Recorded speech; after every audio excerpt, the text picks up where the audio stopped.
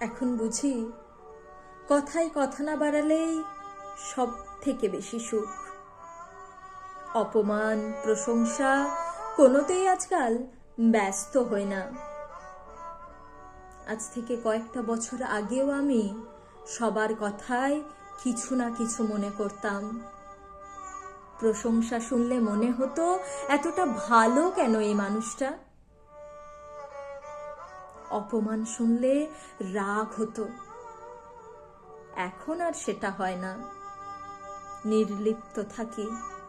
শুধু নির্লিপ্ত থাকি বললে ভুল বলা হবে, কারণ কেউ সরাসরি অপমান করলে যেন বেশি ভালো লাগে। মুখোশ পরা মানুষগুলো এদের মতো হয় না। ওরা সামনে প্রশংসা করে। নিজের মধ্যে ডুবে সমুদ্র খুঁজি। নির্জন সৈকতে বসে শান্ত হয়ে অতীত ভাবি। কত মানুষ এলো আর গেল, তবুও আমার মধ্যে বিশেষ কিছু পরিবর্তন আর হলো কই? যেটুকু হলো সে কেবল দেখার ভঙ্গি। আমি সেই একই আছি, কেবল পাশের মানুষগুলো বদলে যাচ্ছে।